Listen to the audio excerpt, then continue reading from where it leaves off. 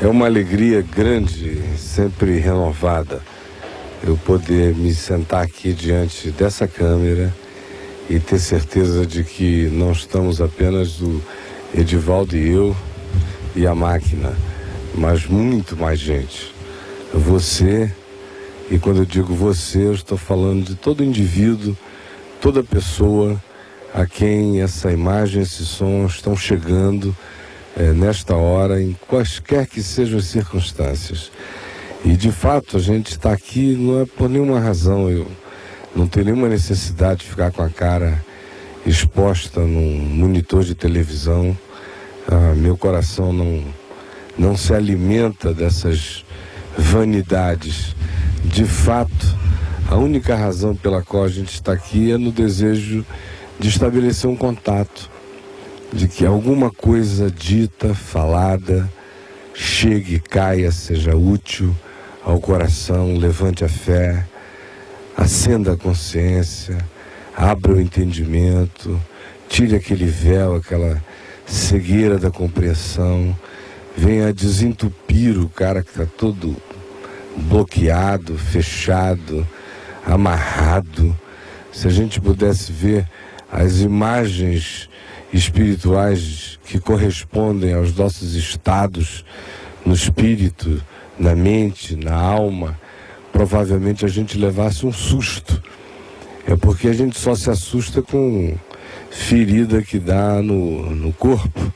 A gente só se assusta com purulências que se manifestem através da pele, ou com a radiografia de um tumor enorme que esteja dentro do corpo, mas é detectável por um equipamento que mostra aquele bolo crescendo, dando metástase. Aí a gente se assusta quando é exposto. Mas esses outros males, para os quais não há radiografia, não há exame computadorizado, não existem meios de se os detectar, então o indivíduo fica achando que são coisas menos sérias.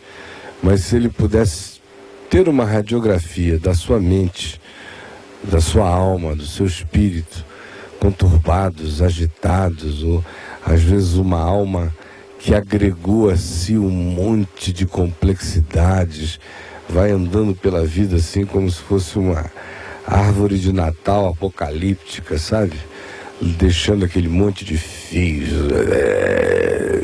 andando por aí com pedaços de gente para todos os lados, de coisas não resolvidas, de agonias herdadas, hábitos ruins aprendidos, todas essas coisas que você chama de o meu eu, das minhas importâncias, e que às vezes não tem absolutamente nada a ver com você mesmo, não lhe fazem falta. Você apenas as incorporou ou deixou que elas fossem enxertadas em você. E agora você anda aí igual o Dr. Frankenstein, espiritualmente falando, com pedaços de gente, de alma e de angústia, de aflição e de desespero, de coisas que você foi acumulando e não sabe nem por que não existe um lugar de descanso dentro do seu coração. Então é para você que está aí se sentindo mal, sem saber a saída, ou sem encontrar uma palavra de fé e que vai ligando o seletor e só encontra um monte de gente gritando sobre Deus, Deus, mas não estão dizendo nada para o seu coração, para a sua alma, ou então você vê apenas as mecanicidades da religião sendo vendidas, mas não a palavra da vida sendo oferecida de graça e livre para quem quiser e para quem crer. De modo que a razão pela qual a gente estabelece esse contato aqui é simplesmente esse: ver-se pela pessoalidade desse modo de nos comunicarmos, que não tem absolutamente nada de formal, não tem absolutamente nada de intencional do ponto de vista daquela vontade de fazer prosélitos e impressionar você. Ao contrário, não existe nada disso. Só esse desejo de que você dê uma chance a você mesmo, aonde você está, aonde quer que essa imagem, este som possa estar chegando, porque assim como o vento que aqui em volta de mim sopra aonde quer e com muita abundância, o Espírito de Deus também sopra onde quer. E ele chega nos lugares mais inusitados, mais diferentes, aonde a gente não está esperando, e vai usando coisas simples que a gente nem vê, nem sabe. Agora mesmo, enquanto eu estou aqui dizendo essas palavras, eu provavelmente tenha outras expectativas e o Espírito de Deus esteja usando coisas mínimas até aqui para se comunicar com você, para abrir o seu entendimento, a sua compreensão. Eu quero ler no Evangelho de João um texto muito consolador e meigo e terno de Jesus, quando ele estava se despedindo dos seus discípulos por ocasião da Páscoa, em momentos que antecediam seu sofrimento, agonia e morte. Ele diz o seguinte, apóstolo João, no Evangelho de João, capítulo 16, verso 25: estas coisas vos tenho dito por meio de figuras. Vem a hora quando não vos falarei por meio de comparações, mas vos falarei claramente a respeito do Pai. Naquele dia pedireis em meu nome, e não vos digo que eu rogarei ao Pai por vós, porque o próprio Pai vos ama, visto que tendes me amado, e tendes crido que eu vim da parte de Deus. Vim do Pai e entrei no mundo, todavia deixo o mundo e vou para o Pai. É uma coisa maravilhosa a gente perceber, descobrir, quando lê essas palavras de Jesus, a simplicidade dessa afirmação que ele faz aqui, que chega a ser chocante, porque ele diz, olha, eu até aqui falei a vocês usando muitas figuras, muitas metáforas, muitas imagens, e tem esse sido o modo pelo qual eu tenho transmitido aquilo que eu quero que vocês saibam. Mas está chegando a hora, e neste exato momento eu estou falando cada vez mais claramente para vocês a respeito do Pai. Aí depois de dizer isso, de dizer que vem aquele dia, vai chegar aquela hora em que cada um de nós ia poder ter uma relação pessoal com o Pai, porque Jesus estava nesse mundo tirando a cortina, tirando o véu, fazendo um verdadeiro apocalipse, uma revelação, arrancando da nossa cara aquele mistério de um Deus inacessível, ou desmontando e desconstruindo um monte de falsificações, de projeções, de imagens construídas por nós mesmos acerca de Deus, que muitas vezes são apenas projeções que a gente faz das nossas figuras paternas, adoecidas, caprichosas, ou enciumadas, ou possessivas, e a gente pega um pai doente da terra e projeta para o céu e fica pensando que o Pai é assim. E a humanidade inteira vive de concepções de Deus que são profundamente adoecidas. Tem nada a ver com Deus, são deuses construídos à nossa imagem e semelhança psicológica. São fruto da nossa herança, das nossas concepções. É por isso que enquanto a pessoa não encontra Deus mesmo, no coração, na alma, pela fé e para si próprio, o que você normalmente percebe é que quando se fala de Deus, as pessoas dizem, não estou nem aí, eu não quero ouvir. Enquanto Deus não se torna uma realidade para elas, elas não querem ouvir, porque em geral elas associam qualquer fala de Deus a essa construção mental. Eu tinha um amigo que já não está entre nós, já partiu, muito conhecido aqui no país todo, o Betinho. A gente trabalhou juntos em muitas coisas e ficamos amigos. Ele era uma pessoa muito querida e eu tive, inclusive, o pedido dele de fazer o funeral dele, junto com o Frei Beto, e nós fizemos. E o Betinho, uma determinada ocasião, me disse que ele se confessava ateu. E eu fiquei rindo, olhando para ele, e falei, mas você, de fato, me explique por que você se confessa ateu. Ateísmo é uma coisa tão idiotada, não parece com você. Parece uma coisa boba de um cara com alguns problemas de natureza intelectual e psicológico, algum trauma religioso, e que assume esse discurso contra toda intuição, contra todo sentir, contra toda percepção. E ateísmo não parece contigo. Aí ele disse, de fato não parece, eu devo ser o ateu mais crente que existe, porque eu assumi o meu ateísmo para me defender de um trauma religioso. Porque eu fui criado entre religiosos, numa escola religiosa, e a construção que ficou de Deus na minha cabeça foi tão estranha. Era aquele homão vestido assim com uma batina, com uma atitude meio tarada, que o garotinho tinha que ficar prestando atenção se o cara estava atrás, e às vezes a gente era forçado a ficar de joelho, fazendo umas preces, e aqueles homens com um olhar meio esquisito atrás da gente, de modo que eu me ajoelhava grilado, e fiquei com essa aflição a vida inteira. Isso foi objeto de tanta angústia dentro de mim, que eu tive que fazer psicanálise um bocado de tempo, para chegar à conclusão de que, se Deus existia, Ele entendia a minha angústia, e que dali para frente eu iria tirar esse nome, esse dado, essa impressão, essa referência sagrada na minha cabeça, de modo que eu me declarei ateu para fins de cura psicológica, para ver se eu vivia melhor sem aquela imagem. Porque toda vez que eu pensava em Deus, a imagem que me vinha era tão aterrorizante que eu preferi ficar ateu do que confessar um Deus que me apavorava, que me engolia. Então aquela declaração honesta, sincera, é de um bocado de gente. Às vezes o cara não chega a dizer que não crê em Deus, ele só não quer ouvir, só não quer papo. Ele quer que vire essa boca para lá, que é para não lembrar a ele de um monte de coisas esquisitas. Mas aí vem Jesus nessa hora aqui e diz, olha, vai chegar um momento em que esses equívocos todos vão estar tirados, porque eu vim a esse mundo para mostrar a vocês a cara de Deus, o rosto do Pai, os modos divinos.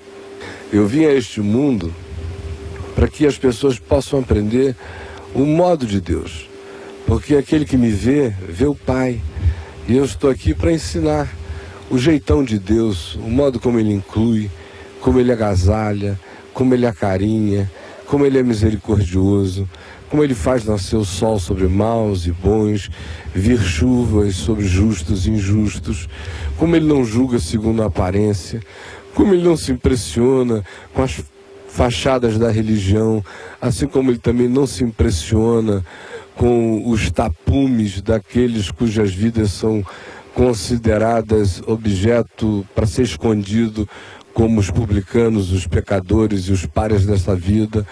Eu estou aqui indo de A a Z, mostrando a vocês como o amor do Pai se aplica em cada ser humano, em cada pessoinha da estrada, do caminho, a cada necessidade. O que eu estou é tentando construir na mente de vocês a verdadeira imagem de Deus. E a imagem de Deus está aqui, diante de vocês, dizendo, vinde a mim os cansados e sobrecarregados, abraçando, acolhendo, perdoando, falando a verdade, instigando a consciência, curando as doenças, trazendo aquela fé que gera uma convicção imensa de uma relação com Deus que não precisa de burocracia, nem a burocracia do templo, nem a burocracia dos sacerdotes, nem a burocracia da religião. Eu estou aqui ensinando a vocês Deus ao ar livre, Deus para cada um, Deus no caminho, Deus na vida, Deus no casamento, Deus na festa, Deus no banquete, Deus no dia do nascimento, Deus no dia da morte, Deus no dia da perturbação mental, Deus no dia em que o pai impotente não sabe o que fazer com o filho doente, Deus no dia em que a mãe enviuvada chora a perda do arrimo da sua sorte. Deus para toda hora, Deus para todas as circunstâncias, conforme nos evangelhos, conforme os caminhos de Jesus encontrando os seres humanos. A cada encontro corresponde um gesto de Deus por cada indivíduo, de modo que quando eu sei quem Jesus é, e discerno o espírito dele, e o modo dele ser, tratar, ver, eu estou aprendendo os modos de Deus. E é por isso que eu me sinto tão à vontade com Deus, tão bem com Deus, porque eu vi Deus em Cristo, eu vi Deus em Jesus. Agora eu sei quem é Deus, não fico imaginando por trás do cosmos, ou alguma coisa assim, irradiando uma energia gelada, poderosa. Deus é amor. Conforme eu vi amor em Jesus, eu sei que cada flor que abre em cada jardim é amor, assim como eu sei que cada estrela que explode e que é engolida por um buraco negro é amor. O que move esse mundo inteiro é amor. Não existe a menor chance de uma energia que não seja amor pudesse fazer com que a criação inteira fosse tão cheia de espetáculo, de bondade, de tanto sorriso, de tanta gargalhada divina, de tanta flor, de tanto fruto, de tanto sabor, de tanto gosto, de tanta coisa maravilhosa que fala desse ser de Deus. Aí vem Jesus nessa hora e diz: naquele dia, quando as figuras forem substituídas pela consciência real de quem é o Pai no coração de vocês, naquele dia pedireis em meu nome. E eu não vos digo que rogarei ao Pai por vós. Isso é uma coisa que aparentemente é ruim, né? Ele vem e diz: olha, vai chegar esse dia em que vocês vão saber quem é Deus. Quando chegar esse dia, vocês vão pedir em meu nome ao Pai. Vocês vão dizer: Pai, em nome do teu Filho, Jesus, me ouve. Ou vocês vão dizer: Jesus, em teu nome nós pedimos que tu peças ao Pai. Mas Jesus simplifica ainda mais as coisas. Ele tira toda a burocracia mesmo. E ele quer que as pessoas entendam que Deus é Espírito. E importa que os seus adoradores o adorem em espírito e em verdade, sem frescura, sem mediadores, sem mediações, sem tabelas, sem Deus de segunda mão, sem ninguém dizendo: fala comigo que eu digo para ele, porque aquele que é o único mediador entre Deus e os homens, Jesus Cristo, homem, único que pode fazer essa mediação, único sumo sacerdote, único sumo pontífice, único fazedor de pontes, único que pode nos ligar a Deus e nos reconciliar com Ele. Ele diz: naquele dia pedireis em meu nome, e não vos digo que rogarei ao Pai por vós. Olha, eu não vou nem dizer que eu vou pedir, porque seria acrescentar uma burocracia, um modus operandi, um sistema, uma mecanicidade que nem existe. Eu e o Pai somos um, eu não estou nem dizendo que vocês vão falar para mim, eu vou dizer: ó, esperem aí, porque eu vou falar com o Pai, porque não vai ser assim, é tudo igual, é tudo a mesma coisa, é tudo simples. Se estiver falando comigo, está falando com o Pai, se estiver falando com o Pai, está falando comigo. Eu sou eu e o Pai somos um, quem me vê a mim, vê o Pai. É uma coisa só. Então ele disse: naquele dia pedireis em meu nome, e eu não vos digo que rogarei ao Pai por vós, porque o próprio Pai vos ama. Essa aqui é uma coisa maravilhosa, olha que delicadeza. Porque o próprio Pai vos ama. Você está em casa, ou no hospital, ou assistindo num restaurante, ou fazendo hora para sair com a namorada, ou para um piquenique no parque, ou para piscina no clube, ou para casa de um amigo, seja lá o que for. E eu estou aqui dizendo essa palavra singela, dizendo que Jesus disse: olha, acabou o tempo das figuras, das metáforas, eu estou escrachando, abrindo. Quem me vê a mim, vê o Pai. Quem quiser saber como é Deus, olha para mim, porque está tudo aqui. Vai chegar a hora em que isso vai ficar claro para vocês. Vocês vão perder o medo de Deus. Vocês vão saber que Deus é Abba, é Pai, Paizinho, é íntimo, é do coração, eterno. E aí nesse dia, vocês vão pedir ao Pai em meu nome. E eu não digo a vocês que eu vou rogar por vocês. Por uma razão simples.